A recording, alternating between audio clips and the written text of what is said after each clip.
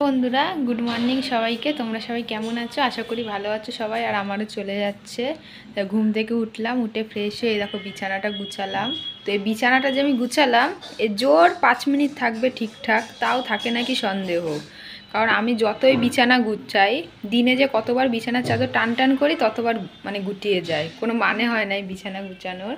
তো যাই হোক, আমি সারাদিন কী কী করি দেখতে থাকো, কেউ স্কিপ করে দেখো না, পুরোটা দেখো, আশা করি ভালো লাগবে। দেখো যে যার নেশার খোঁজে চলে এসছে। ওই দেখো বুদ্ধি দেখো তো, গ্যাস তো জ্বালাতে পারে না, ওর জন্য ভাত বসানো ভাতের হাঁড়ির ওপরে দিয়ে দিল। কারণ আমি তো দেবো না গরম করে, আমি পুরো এর বিরুদ্ধে। ওর জন্য দেখো ভাতের হাঁড়ির ওপরে বসিয়ে দিল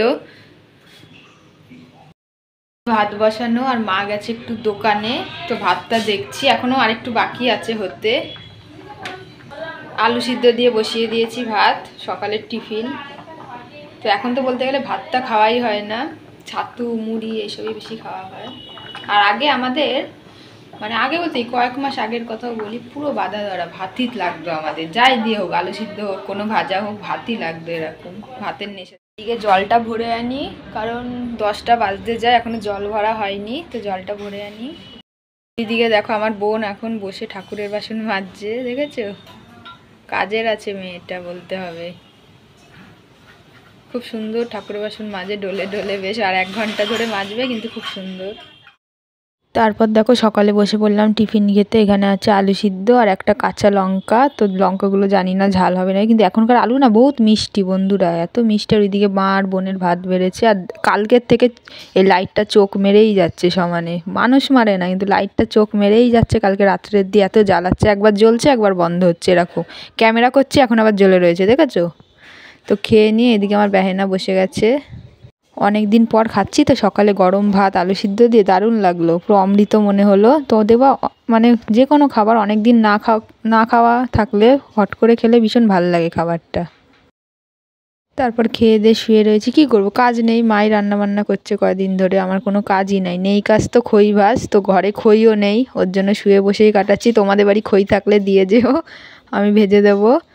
তো সময় কাটে না, তো স্নান টান করে একটু ওই বাড়ি যাই, তারপরে কিছু বন্ধুদের ভিডিও দেখি, এই করতে করতে আমার সারাদিনটা কেটে যাচ্ছে। কয়েকদিন ধরে কোনো কাজ নেই, কিছু নেই। মাঝে তাও রান্না করতাম, রান্না করলে এবার সময়টা কেটে যায়। তো এখন দেখি ঘুম দিয়ে উঠতে উঠতে মারই অর্ধেক হয়ে যায়, তো আমি আর কি করব সেখানে। তাই আমার 2 দিন ধরে আমি বলতে গেলে পুরো রেস্টেই কাটাচ্ছি। আর অনেক দিন দেখবা কাজ না করতে করতে আবার যদি কাজ করি সেদিন আর ভালো লাগে না, ইচ্ছা করে না কাজ করতে। তো বেলাও হয়েছে ভালো, তো এখন যাব স্নান করতে। তো স্নান করলে পুজোতে দেবো না আমি, মাই দেবে বৃহস্পতিবার। তো এখন আমার শুধু একটা কাজই বাকি, সেটা হচ্ছে স্নান করা। তো স্নানটা করে আসি বন্ধুরা, তারপর আবার তোমাদের সাথে দেখা হচ্ছে। এই দেখো আমার মা তারপরে স্নান টান করে পুজো দিচ্ছে। আর আমার বোন দেখেছো ফুলের মালা গেঁথে দিচ্ছে, ও খুব সুন্দর ফুলের মালা গাঁথে, তাই মা বললো ওকে একটু গেঁথে দিতে। আর আমার বোন ফুলের মালা গাঁথতে ও খুব ভালোবাসে, ওকে যদি বলি না ও কোনো সময় না বলবে না, ও খুব ভালোবাসে ফুলের মালা গাঁথতে, আর খুব সুন্দরও মালাটা গাঁথে। তো আমার থেকে ভালো গাঁথে, এইটুকু বলবো। তারপর দেখো চলে আসলাম আমি এই বাড়ি। তো মিস্ত্রিরা কাজে আসছে না 2 দিন ধরে, তো কালকেও আসেনি আজকেও আসেনি। বললামই তো এই গ্রিলটা বসিয়ে গেছে, তারপরে আর আসেনি কাজে। তো দেখি আবার কবে আসে। আর আমি চলে আসলাম, আমার রোজকার কাজ থাকলে তো আর আসি না, যে মিস্ত্রিরা কাজ করে তাহলে আর আসা হয় না, তাহলে বিকেলেই আসি। তো মিস্ত্রিরা কাজ করছে না, ওর জন্য চলে আসলাম ভিডিও দেখবো বলে তোমাদের। তো এখন ভিডিও দেখে নিই, তারপরে আবার 1টা 1:30 বাজলে আবার বাড়ি যাব। এটাই হচ্ছে আমার এখন রোজকার কাজ। এখন আমার রোজকার রুটিনের মধ্যে পড়ে গেছে, সকালে ঘুম থেকে উঠবো, উঠে বিছানা তুলবো, বিছানা তোলা হয়ে গেলে জল ভরবো, সকালের টিফিন খাবো, স্নান করব, যেদিন পুজো দেওয়ার থাকে দেবো, আর কি বোন দেয়। তারপরে কাজে আসলে ওই বাড়িই থাকি, না এই বাড়ি আসি। এই বাড়ি এসে তোমাদের যতজনের পারি ভিডিও দেখি, ভিডিও দেখে 1:30 কি 1:45 বাজে আবার ওই বাড়ি যাই, ওই বাড়ি গিয়ে ভাত খাই, ভাত খেয়ে ঘুমাই।